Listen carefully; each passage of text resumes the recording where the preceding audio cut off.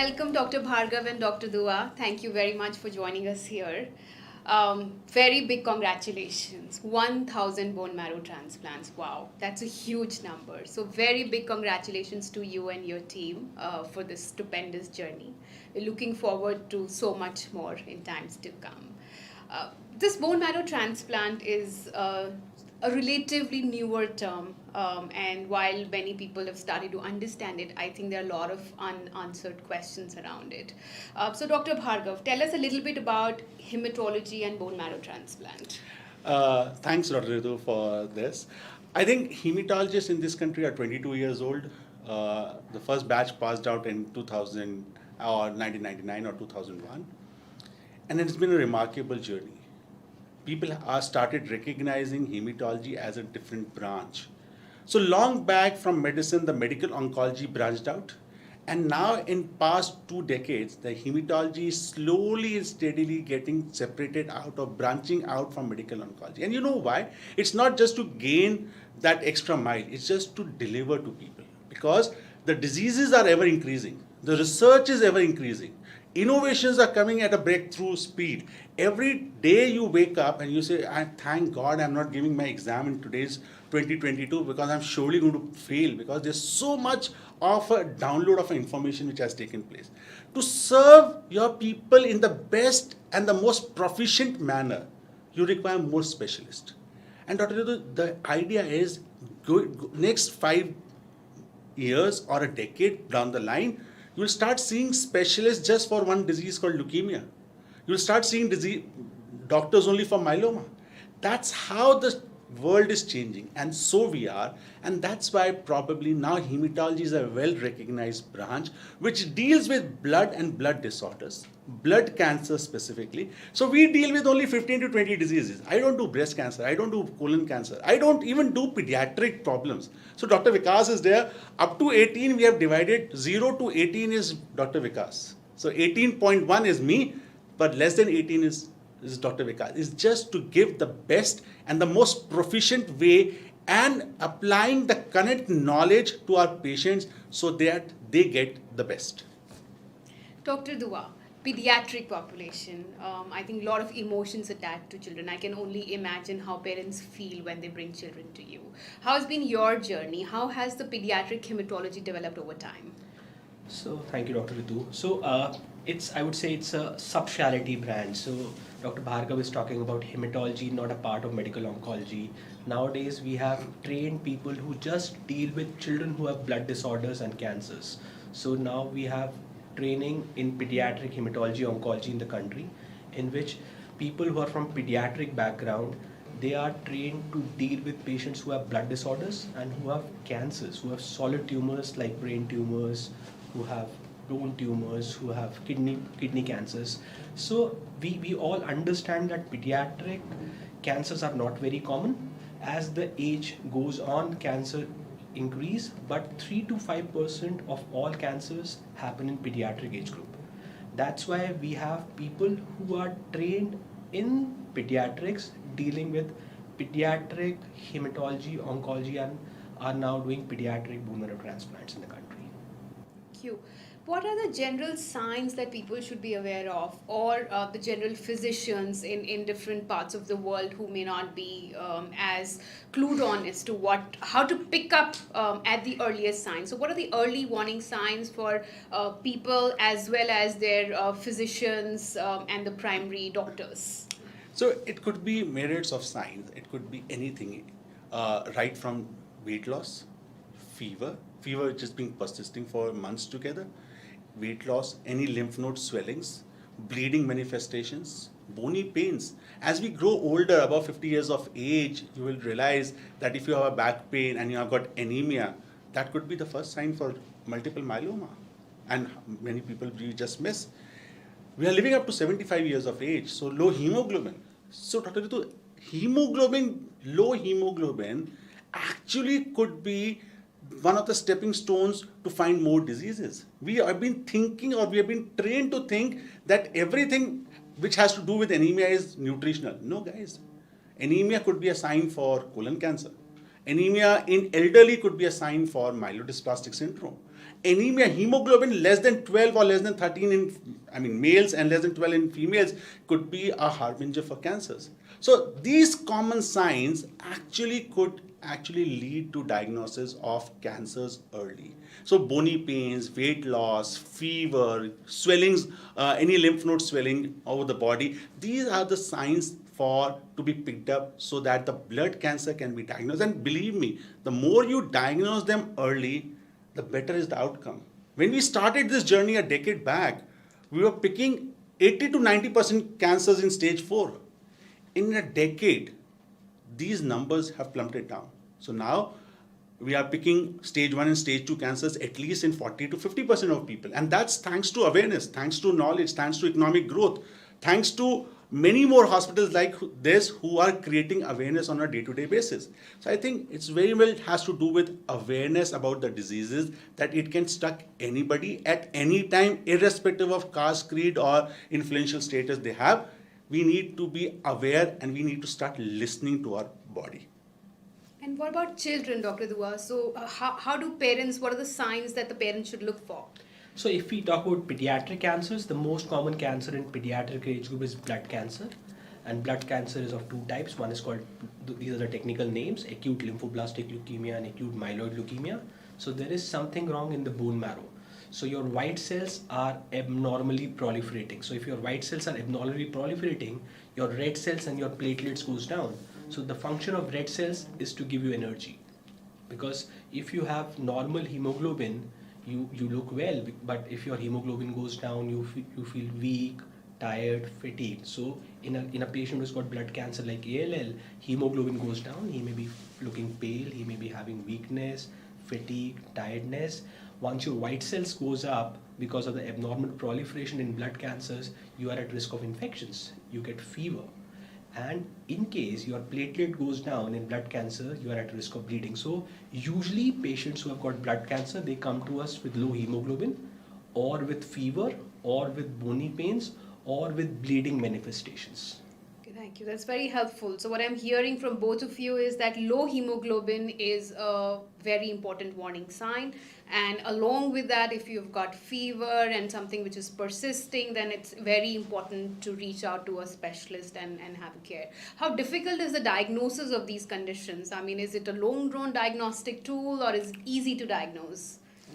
To be honest, the diagnosis has become very simpler.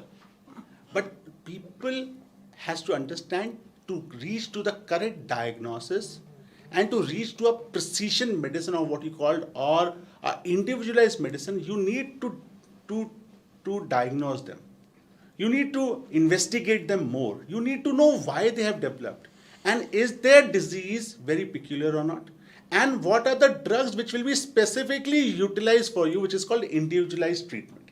So in hematology, very simple blood test, complete blood count, which everybody does. I mean, tons of labs have cropped up and you do keep on doing your health checkups every now and then without knowing what is normal and abnormal. Please look at the CBC, because that's a gateway for hematological disorders, because you pick up with this simplest test.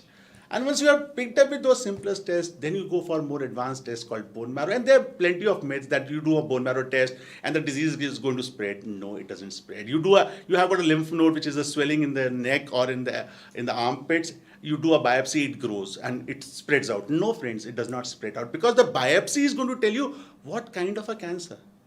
Because you need a treatment, and the treatment is specific to a disease name. And disease are rapidly proliferating. I mean, not proliferating, but we are discovering more. That is why the names are growing, ever growing. So now we started with, say, 15 lymphomas. We have got 30 lymphomas now. So every disease has got a different diagnosis, different treatment. So you need to investigate. So friends, bone marrow aspiration biopsy, lymph node biopsy, genetics, very, very important component, Dr. Ritu. My nose is different than Dr. Vikas' nose, and Dr. Vikas' texture is different than me. Why? It's because the genetics determine that. Similarly, the genes within yourself determine how good, bad, or ugly your disease is going to be. And that is why new age technology, which entails using genetics and genomics, has to be incorporated in modern treatment. And these are the investigations which we need to do so as to know Like your Janam Patri, we need to know your blood Patri so that we can treat you adequately. And these blood cancers are actually, they don't have any stage. So if you do a genetic workup on these blast cells, these cancer cells, then you can prognosticate the family whether your child or your patient is falling in good, bad or ugly category. So the technical name is standard risk, intermediate risk or high risk. And what are the treatment options and cure rates? I mean, how frequently do we see remission? What kind of life can people lead after being diagnosed and being treated with such kind of cancers? So that's where the pediatric scores more than me. What the last thing is very simple, that they live normal life. As they're treated, they live normal life. We have made a huge strides. You look at 1950s, in multiple myeloma, probably 1 year survival. Now people are surviving 7 to 8 years, which entails that you might be seeing the sunrise of 2027 or 2028, which might be much better than what 2023 gives you. CML till 1999, 2000 was the indication for bone marrow transplants. Now a simple pill can actually make you reach to 65 years of age is a normal expectancy. So more and more people are surviving in spite of knowing, in spite of the bad diseases, in spite of bad genomics, bad genetics of the disease, still 60% people are surviving, which is better than zero. So majority of people see at one point of time and say, oh, only 60%.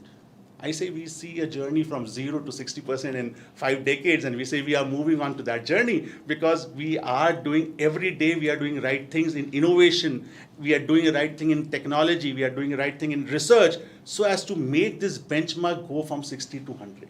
Look at this anal cancer story, which is got just published, MMR gene. If you have got 12 out of 12, 100%. Hodgkin's lymphoma, one trial got published, Dr. Ritu, and that was like 100%. The survival was like 100.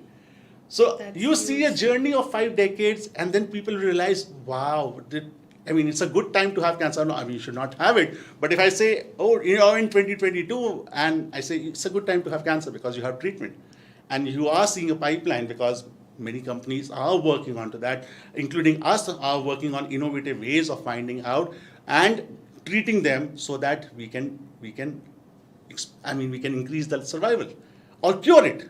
So I think it's a beautiful time. People are surviving longer. People are living with a good quality of life. And of course, the bone marrow transplant comes in adults, which brings a full stop to blood cancer. But you Yeah, rightly said by Dr. Bhargav. In pediatric age groups, the outcomes are much better. So if we talk about pediatric leukemias, pediatric blood cancers, the outcomes are close to 90%. So that means if you have a patient in pediatric age group coming to a clinic, and let's say you have 100 patients like that, so 90 will be well forever. Just for 10% patients, the outcomes might not be very great because they might be refractory to the disease, they might not be responding well to the chemotherapy, they might be requiring transplant. So 90% patients can be just cured with simple chemotherapeutic agents, simple medicines by intravenous route or by oral route. Just 10% would be unlucky. I would say unlucky because they might not be responding to the chemotherapy and then they have to go onto the transplant track. But still, outcomes in 2022 are really fantastic, close to 90%. Thank you. What does future look like? What are the kind of advancements that we are seeing? And just as you said that over last 5 decades, we've gone from 0 to 60%. I'm sure there is a path from 60 to 90% and hopefully 100% also. So what does future look like, and how fast do you think these newer advancements will be viable for commercialization or a larger scale deployment? I think future is very bright. I say it's the brightest. I've not seen the future, but today as we see, it's the brightest thing in our SPOC. What we achieved in 5 decades, probably we will achieve with the technology in 5 years. We are seeing new technologies. We have never heard, our Ayurveda did talk about your own body's immunity as the power to prevent cancer, which was T cell, but they didn't name the T cells. And in today's world, look at it, what we did 5,000 years back, now the technology has brought in CAR T cell. The people who got CAR T cell in 2010, that female is still alive in 2022. 12 years down the line with the refractory cancer, your own T cells manufactured, brought into the lab, changed over, added upon things, and infused within you.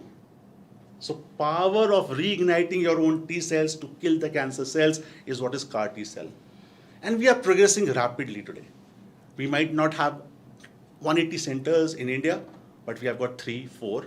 They are proliferating slowly and steadily, surely with a robust foot, they are proliferating. And CAR T cell entails that we will usher into an era probably which will take it from 60% to 90%. Or those 40%, look at this. Those 60% who has got cured, the rest 40%, again 60% of that will be cured by CAR T cells. So CAR T cell is rapidly progressing into every sphere, not only blood cancers, not in pediatric cancers, but also in ovarian cancers, esophageal cancers. So T cells, the center theme is reignite your T cells and kill them.